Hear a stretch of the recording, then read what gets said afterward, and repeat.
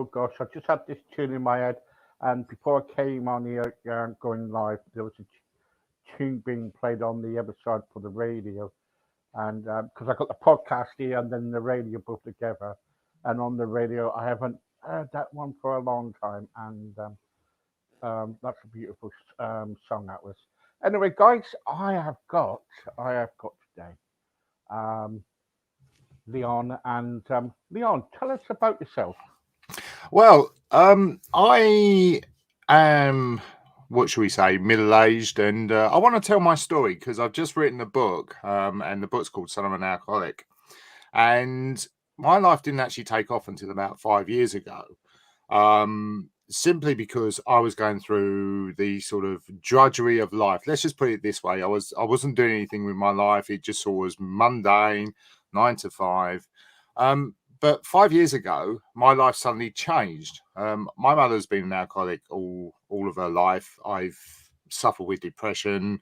During a teenager, I tried to commit suicide, etc., etc. So I had a bit of a sort of troubled history. Now, 5 years ago, what actually happened was I kept my parents at a sort of arm's length, as one would say. Wasn't really that into families at that particular point. My parents were just there. My father was diagnosed with COPD, whereby it's a condition that isn't really treatable. And I was around there, and one afternoon he just sort of killed over at the table, couldn't breathe, rushed into hospital. And the best way of describing it was the doctors called me and my mother over to one side and said, we need to have a chat. And we were told he wasn't going to make it. So, okay, fine, deal with that. So my father actually died in my arms in hospital, which led my mother to then go on an absolute, let's just put it like this, alcoholic spree of, there was no set of formal control in her life because my father obviously was there, so she tried to hide it, and it was one of them things. And then she went into a spiral. At the same time, my nan died. Then my mother started causing problems at work. She would phone up during the day just drunk and ranting down the phone, and she would put herself in hospital deliberately. She would phone up random people and abuse them down the phone. So social services started getting involved, and it impacted on my actual career. My actual boss started calling me in the office and saying, well, what the hell's going on? Sort your life out. I was then promptly sacked. He just turned around and said, look, it's not working out, just go. I went to the council. Council turned around and said, on your bike, we're not helping you, as they do. So we were then evicted from the rented property. We had no money. My girlfriend at the same time was made redundant. So we had literally absolutely no money. We were living off borrowing stuff and sort of trying to scrape money together. Then one of my friends turned around to me and said, look, have you got any money? You just need to get away from everything and basically sort your life out. So it's like, yeah, fine. So we book a holiday for the weekend. And I pre-warn all the family that my mother's going to put herself in hospital and create a scene, etc., etc. That weekend, she commits suicide. And that's followed up by my uncle dying as well. So it then transpires that I decided to write a book. I joined a group called Al-Anon, which is sort of friends and family of alcoholics, and they do a lot of work and charity. And then they turned around to me and said, there's no such book, or nobody actually tells a backstory. So I said, I'll write the book for them and I'll raise some funds for them. So that's what I've actually done. Now, whilst writing the book, my nice aunt tries to actually influence me as to how I'm writing the book. It's like, no, her family weren't there for her. She was an alcoholic. This is my life. This is the way it works out. Off I go. And she said, no, I really need to tell you something. And over the pizza, we were actually in Pizza Hut at the time, in front of about 50 people, she suddenly drops a bombshell, which puts everything into context. Now, unfortunately, I can't tell you that because it's the end of the book, and I want you to go and buy the book. It's called Son of an Alcoholic. It'll be out later this year. And it literally just changes everything and the whole concept of what an alcoholic is. Now, this is some of my backstory, but the actual broadcast we're on is about bullying. Now, my mother was a complete and utter control freak growing up. I was bullied in school, but this is another issue that's in the book itself. What about bullying in workplaces? No one actually picks that up. It's always, most people are tormented in their school days, and yet my first job, I was absolutely, how shall I put it? Destroyed by a woman. My first ever job, she hated me from the time I walked through that door, and she made my life a misery and a living hell. And to the point whereby I had to leave. But that gave me a sort of chip on my shoulder because I didn't trust anybody. And the trust issue then sort of went from everything and everyone, which then sort of knocked onto relationships, which then knocked onto my work ethic, which then knocked onto this. And the whole issue surrounding bullying doesn't just actually stop at the school gates. My mother was a bully. I was bullied in school. My actual work, I was bullied as well. So it gives you some of the background as to where I am. And today, 5 years on, I am a Louise Hay Heal Your Life trainer. I'm a coach. I'm a professional hypnotherapist. I do a lot of radio work. I do public speaking. I go out and promote this sort of issue. But one of the things I want your listeners to be aware of is that pre-COVID, alcohol, 1 in 5 people had an issue with alcohol. The government are, well, not predicting, they know that it's now down to 1 in 2 after COVID. So just be aware of people out there that are drinking a bit too much, having a quiet sort of, just have a bottle of wine here and there, because apparently we are now sort of facing a mental health pandemic and also a drinking pandemic and a substance abuse on the back end of that as well. So these are some of the things that gives you some of my backstory. I'm a very, very interesting character. Steve, have you any questions, sir? That gives you some of my history. Yeah. No, I'm just listening because what we do is here on Crossroads on my podcast and on my radio. What we do is that we cover all this with alcohol and mental health and Cool. everything, and it's brilliant. Let's so have you been drinking too? Then have you? Well, it's really weird because when you're around an alcoholic, you just sort of put up with it. The actual abuse that my mother used to throw at me was I was useless. I was never good as any of my cousins. My cousin went to Oxford University. You'll never be as good as her because you're thick. And I had that through my childhood. And I had this sort of teenage mentality that what's the point? What's the point of anything? So it sort of spiraled into that depression stage from about 18 to about 30, whereby I looked at myself and I actually went out and got myself a job, started earning money, and literally disowned my family. I just got away from them all, left, went off and set myself up, didn't want anything to do with them, wasn't going to speak to them ever again. So I then found that because my teenage years have been ruined, I wasn't allowed out anywhere, I wasn't allowed friends around, my mother was abusive to anyone that turned up at the doorstep. I found that I then, at the age of about 21, I would say, went through my teenage stage. It sounds really weird. I was a late developer, as you like. So what happened was I joined this company, and most of the sort of workforce is sort of just out of school and mid-teens, and they used to spend a lot of time in the pub. Now, okay, fair enough. On the Friday night, everyone go down the pub after work, have a few beers, get up Saturday morning.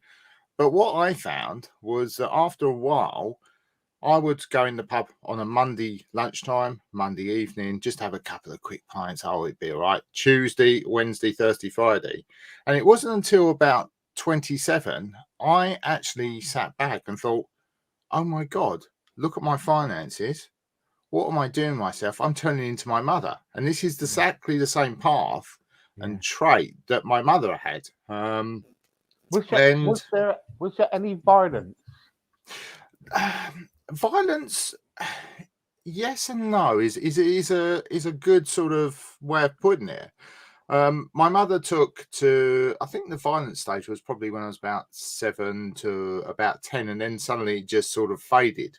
And the reason behind that was that, and this is something that I do want to talk about, is that I lost the plot at about 12 and basically took a knife to her throat and stood in the kitchen and went, "You ever touch me again, I will kill you." And my father, this is the whole concept of how our family worked. Just walked in, grabbed the knife off me, and went, "Lee, go to your room, please." And it was all calmly sort of dealt with. It wasn't like, "What the hell are you doing?" I literally held this knife to the throat where she had terrorized me to that point. But what she used to you have do enough? was, Can I just stop you there? yeah, A lot of people know the way I work. So at sure, that point when you put a knife to your mum, did you have enough of her kind of like terrorizing you and kind of like picking on you? Um, absolutely, right. absolutely. See, She just drove it to me. yeah, yeah. Okay, I totally agree. But if you flip the coin, people will say probably some listeners, they'll probably say, "Well, Lee, that's totally wrong. Why would you do that to your mum?" Yeah, Right? absolutely. That's what they will say. But Hmm. I say this that at the end of the day, if you've been terrorized by your mum, dad, gran, or whatever it was, for so many months or years and everything, someone will bound to your mental health changes. Yeah, Your mental health will, and it will store up, and you will get angry. It's mm, at the point. Did you come to that point where you got so angry, you just kind of like you just had enough?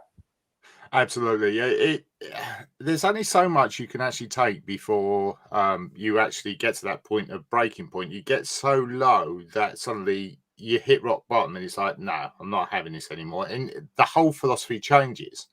And some one of my friends, many years ago, said to me, "You will always find that an abused person in a relationship, normally women, will suddenly one day just pack their suitcases with the children, go to the bus stop, don't know where they're going, because they reach that point whereby there's Yeah, no just had return, enough.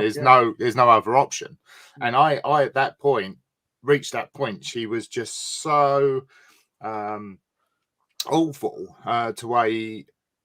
to me, because she always wanted a girl. This is the problem. She always wanted a girl when she was pregnant. And when she found out that she was having a boy, she carried on smoking and drinking. And doctors actually turned around to her and said, "Just stop it, because you're actually damaging your son." And she then was like, "Oh, don't worry about it. It'll be all right."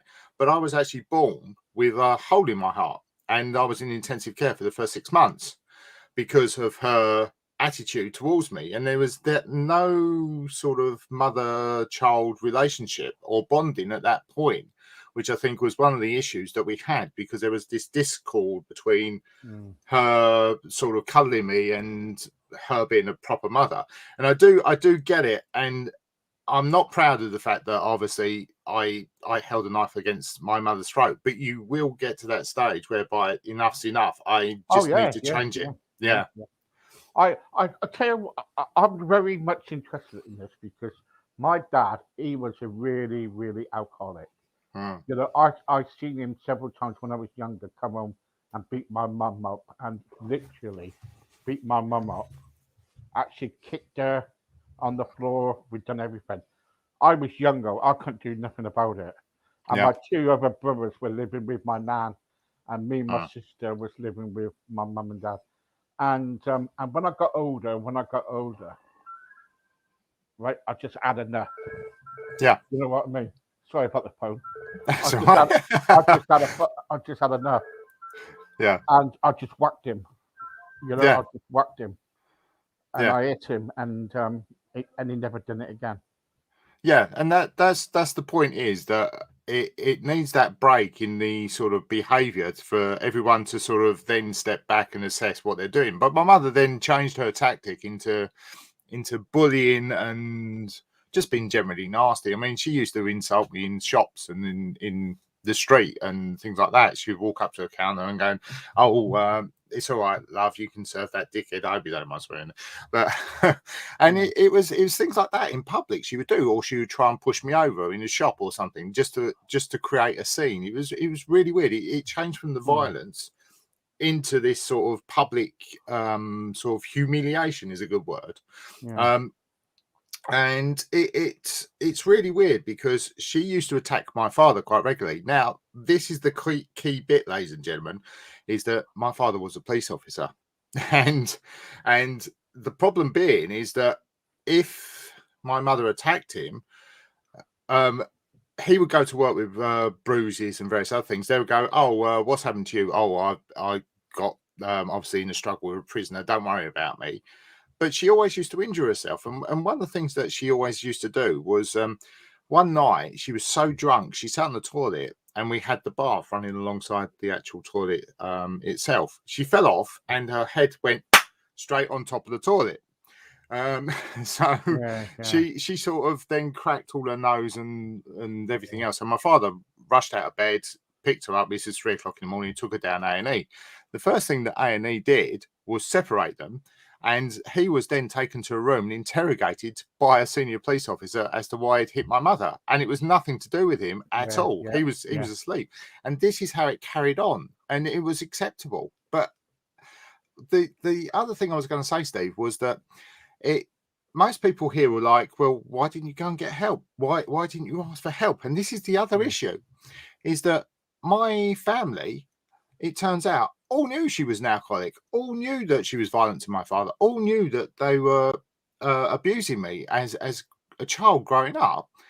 And yet then when it came to my mother's funeral, they were like, oh, she was a wonderful woman. Oh, cry, cry, cry. And it's like, you hypocrites. You knew this was going on. You did nothing in 50 odd years to go and sort her out. I came to the family and said, she has got a problem. Please help me. And they turned around and said, you're making it up. You're just creating a scene. And yet this is what I don't get. I don't get. If you need help, go and get it. Well, said about that. Anyway, so when I kind of like first dated when I was 16, I kind of like just give him away. Then I, because of that, I then myself turned to drink. Yeah. And I got married, and my relationships ended because of alcohol. Some of my marriages ended. And I remember going to get help, and I went into this place one day, and they said to me, you're a bit young coming in here. I think I was around about, I don't know, about 20. And they said to me, do you know there might be people that are older than you? I said, I don't care what you do, whatever it is, just take me away somewhere, get me away from my family, because I'm very much can't be trusted with alcohol or anything. And they sent me away for around about 12 months or so. No, not 12 months, 6 months. And I've managed to get the help. And all I drink now is lager shandy now and again. Yeah. You know what I mean? And I've got the help. Absolutely. I mean, let's be perfectly honest. I'm not against alcohol. Alcohol has its uses. Go on holiday, I'll have a couple of beers. Yeah. I'll go out with the boys occasionally. We go and have a few beers. But I don't, literally, that'll be once in 6 months. I might have a glass of wine, a few glasses of wine at Christmas, somebody's party. Yeah, okay, that's fine. But I do not drink at home on my own where my mother used to. Now, this is the other thing, Steve, is that I want to try and say to the listeners out there is an alcoholic will always get drink no matter what. And what happened was after my dad died, she kept finding these drinks around the house. Now, she wasn't exactly mobile because she had problems with her knees. So she used to sort of hobble around with sort of sticks, and she couldn't go to the shop. So every weekend I'll go down there, do all the shopping, stay the weekend, and maybe once or twice pop up during the week. I lived in Northampton, she lived in London. So it's about a 2-hour journey-ish. Anyway, every day, every time I turn up, there'd be drink bottles everywhere. She would be drunk. And it was like, hang on a minute. What's going on here? So I went to the neighbour that obviously popped in every day just to see how she was. And she said, no, I'm not buying a drink. Went to my mum's friends and said, look, you know she's got a problem. Stop buying her a drink. They're like, no, she hasn't she hasn't come to us about drink. We won't do it anyway because we know what she's like. And then one day, a minicab driver arrived and opened the door. And it's like, what the hell's going on here? And he went, oh, yeah, I'm just dropping you. I'm shopping off. And it was like, what? Why have you got a set of door keys? And apparently she'd given a set of door keys to a minicab firm, not just one person, the whole of this operation of about 70 people. And there was a set of door keys there. And she used to phone them up and say, oh, can you get me this? I'll just let yourself in. And put it like this, half of my dad's sort of jewelry and stuff is missing, money was missing. And it's just like, this stops now. So we had to actually put a lock on the actual door so that only sort of nurses could get to her to obviously go and help her out and neighbours, because she literally was phoning up the minicab firm. And then, even then, after that, there were still bottles arriving in the house. And to this day, I still don't know how she got it in. But she was always permanently drunk. Middle of the day, she would kick off and it would be like, oh, here we go again. So, yeah. So an alcoholic would always get drink. It's one of them things. Yeah. Do you have you got your book there with you? I haven't, young sir. It's the final edit's just been done. It will be out hopefully sort of just before Christmas. It's not a very good Christmas present, but if you want to buy a copy, please do. It's called Son of an Alcoholic, and hopefully I'll get some details out and about, and it'll be we do sort of advertising right across all social media, so it's going to be good. Please do buy a copy because it does raise funds for Al-Anon and Alcoholic Anonymous. And hopefully we can just get some awareness out there, I think is a good phrase. Brilliant. I'll tell you what we want to do is, because there's several things about I want to cover with you. Yeah, sure. The trouble is, it's never enough time in the day. I past 11, I've got another one to do. And sure. Then it's like 12 o'clock, and then I've got quite a few. But I'll tell you what I want to do. I want to get you back. I'm going to get my wife to contact you. Sure. To kind of do my diary out. Yeah. We'll get you back, and because everybody wants you back. I've got loads of people who want to ask questions. Excellent. I just can't do it. I'm so sorry. No. There is one thing I'd like to say before we end, Steve, is I do a podcast called My Alcoholic Mother, which you can find on all of the normal sort of outlets. Please listen to that, because there's lots of interviews of other people on there giving their details. It's not just about alcohol, it's about mental health. It's a whole host of things on there, and I obviously tell bits of my story as we go along as well. So please listen to that as well, because that's quite entertaining. Have a look for that one as well. That's always good. It's a shame, because we're looking for somebody at the moment on our team doing what we do is that we have people on during the week, our regular guests, and we're looking for people to cover alcohol at the moment, Perfect. And but what we'll do, I'll get my wife to contact you about another interview. Sure. Then we'll take it from there. I'm always up for questions and answers. Yeah, and what we'll do, we'll do a question and answers one. Perfect. And we get more time with you then. And excellent. Is that okay? Yep. Take care, everyone. Look after your mental health. Thanks, guys. Thank you. Bye-bye. See you soon. Bye.